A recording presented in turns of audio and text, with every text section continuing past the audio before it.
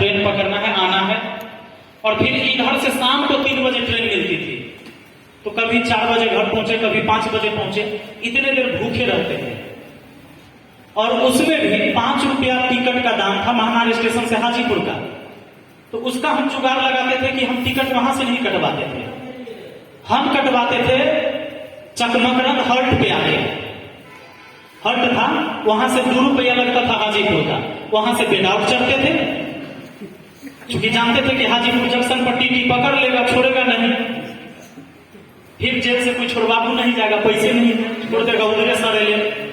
तो वहां ट्रेन के गेट पर आ जाते थे, उतर के और फिर टिकट कटा के हाजीपुर जाते थे। उसी तरह मेरा आना जाना रहता था।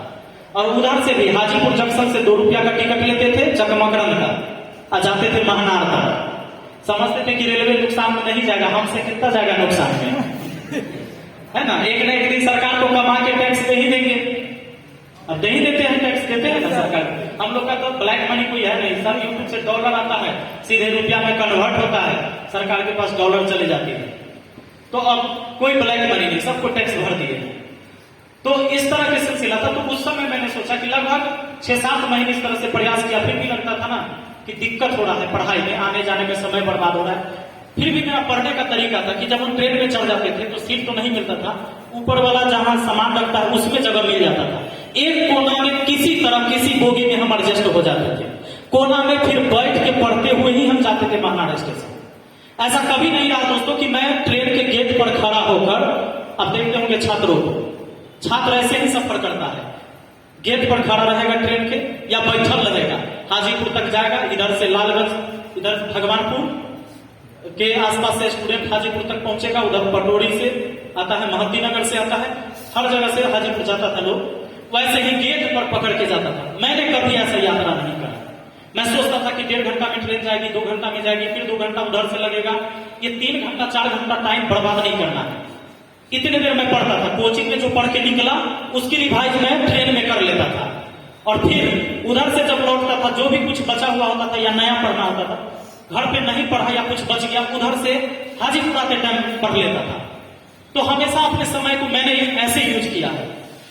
कभी कभी आप भी देखिएगा, गौर करिएगा, आपको लगेगा कि आप बहुत सारा समय ऐसे बेफिजूल के बर्बाद कर देते हैं। कभी आप एक बार जोड़ के देखिएगा कि आप कितना घंटा आज सही से इस्तेमाल अपने लिए किए हैं। पता चलेगा कि 1 घंटा 2 घंटा 3 घंटा उससे ज्यादा पढ़ाई आपने नहीं करा है। जोड़ जान के बाकी सारा समय बर्बाद में चल जाता है। अगर आप चाहते तो उस समय को बचा सकते हैं, और आप अपने जीवन में उतना ही आगे बढ़ते हैं जितना औरों लोगों से अपने समय का ज्यादा महत्व देते हैं। इसी से हम आगे पीछे होते हैं, वरना एक टॉपर ऊपर कुछ होने से कुछ नहीं होता। ये बात जान लीजिए। आपने 12th 11th और ग्रेजुएशन फर्स्ट डिवीजन कर लिया है, पीएचडी आपने कर लिया है, डबल एमए कर लिया, उससे कुछ फर्क नहीं पड़ना आपके जीवन में। डबल एमए करने वाला चपरासी के फॉर्म भरता है, आपको पता होगा, वो नौकरी नहीं मिलता। सच्चाई है कि नहीं?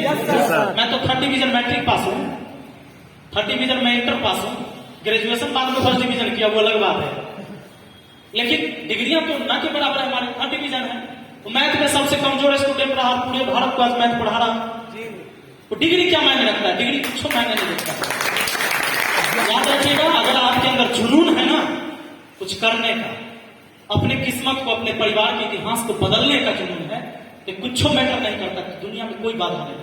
अगर कोई बाधा है तो उसको तोड़ दीजिए। आपको लगे कि मजदूरी करके ही हमारी पढ़ाई होगी, तो मजदूरी करिए पढ़ने के लिए। मजदूर बनने के लिए मैं मजदूरी करने के लिए नहीं कर रहा।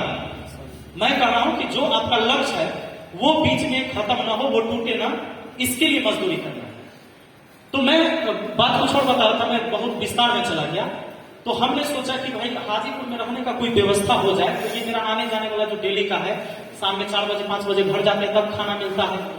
क्योंकि पैसे नहीं थे कि हम नाश्ता कर लेते हाजीपुर में, वैसा औकात कहां था।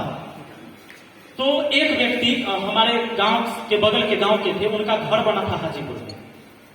उन्होंने, मैं नाम तो नहीं लूंगा, उन्होंने मुझे कहा कि ठीक है, एक हमारे दोस्त थे, तो उनके द्वारा हम उनके घर पे गए गांव में, और उनको बोले कि हाजीपुर में आपका घर है तो कहीं एक कोना में रहने का मुझे जगह दे दीजिए, हम देख रेख करेंगे। सोचे कि किराया खाली नहीं लगेगा ना, तो कैसे यहाँ जो खाते हैं आटा उटा ले जाएंगे, सब्जी उब्जी दाल घर से, या किसी तरह गुजारा कर लेंगे। तो हम वहां रहना शुरू किए। तो उस आदमी का नया मकान बना था, उन्होंने मकान नहीं दिया। उन्होंने क्या दिया मुझे रहने के लिए, जबकि बाकी सारा रूम वैसे पड़ा हुआ था। जो नीचे उन्होंने कैंपस में एक शेड बनवाया था सीमेंट उमेंट रखने के लिए। जब घर बनता है तो कोई आदमी बनवा लेता है जो सामान स्टोर करके रखने के लिए, सीमेंट छड़ रखेगा। तो वही उन्होंने कहा कि इसी में रह जाना। तो एक छोटा सा खटिया भी था, तो उसी पर हम रहते थे, उसी रूम में रहते थे। और करकट का जो ऊंचाई था कि ठीक से आप खड़ा नहीं हो सकते थे, ठीक है ना। तो बस उतनी ही हाइट का था कि मतलब जितना भी रद्दी सामान था उसमें रखा जाता था। एक मेरा खटिया एडजस्ट हो गया था उसमें, और एक गैस सिलेंडर छोटा सा हम ले आए थे, जुगाड़ कर लिया था, और उसमें हम रहते थे। और गर्मी के दिनों में हम कैसे रहते थे सोच सुन लीजिए।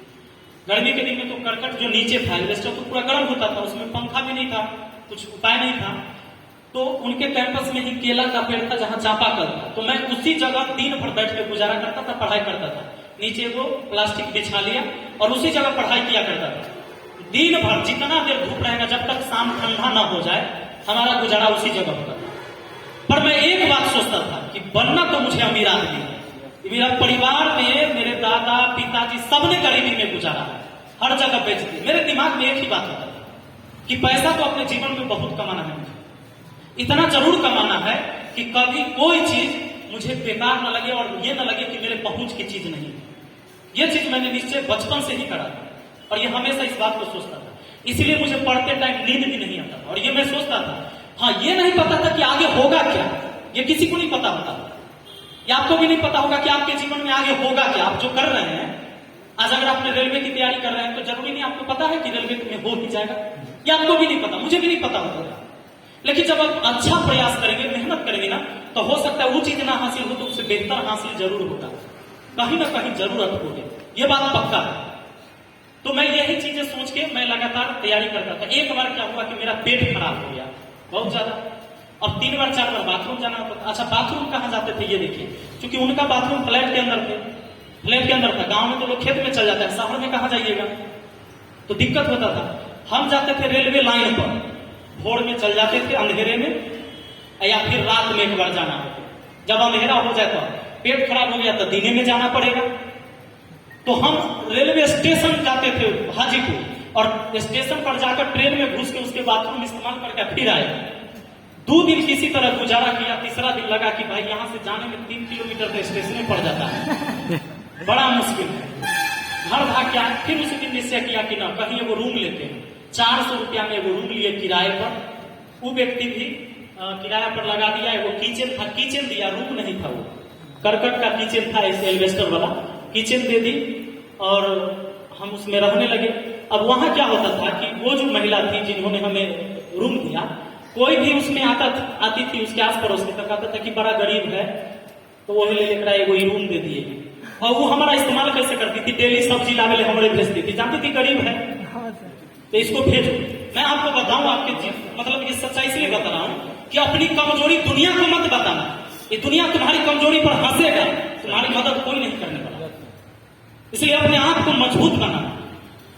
आप जब भी अपनी कमजोरी बताओगे तो आपकी मजाक उड़ेगी। इसीलिए हमेशा अपने आप को, जो हम हैं हम ठीक है। ईश्वर की रचना कभी भी बेकार नहीं होगी। ईश्वर ने रचा है मुझे जैसे है वैसे ही ठीक है।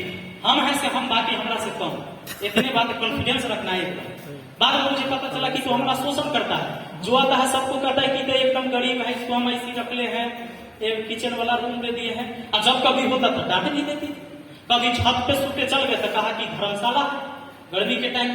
तो इस तरह से गुजारा किया, बहुत प्रताड़ित हुआ अपने लाइफ में, लेकिन मैंने पढ़ाई नहीं छोड़ा। तब मैं क्या करता था, मैं मुजफ्फरपुर, ये कांटी है, मैं यहां भी आकर काम किया हूं। मैं आपको बताऊं, हिंदुस्तान यूनिलीवर का काम होता है। हिंदुस्तान यूनिलीवर का बहुत सारा प्रोडक्ट आता है, तो उसमें मैं क्या किया करता था, जो होलसेलर दुकानदार होते हैं उसके यहाँ एक लड़का को बैठा लिया जाता है, कंपनी वाला भेजता है कि अगर आप साबुन खरीदने आइएगा ना, जैसे होलसेलर के यहाँ कोई दुकानदार आया तो कितना साबुन लेने आए हैं, तो 10 पीस, तो उसको कहेगा कि अगर 24 पीस ले लीजिएगा ना तो 4 पीस आपको फ्री में मिलेगा। तो वही काम करने के लिए हम वहां तो 150 रुपया आपको मिलता था। तो ये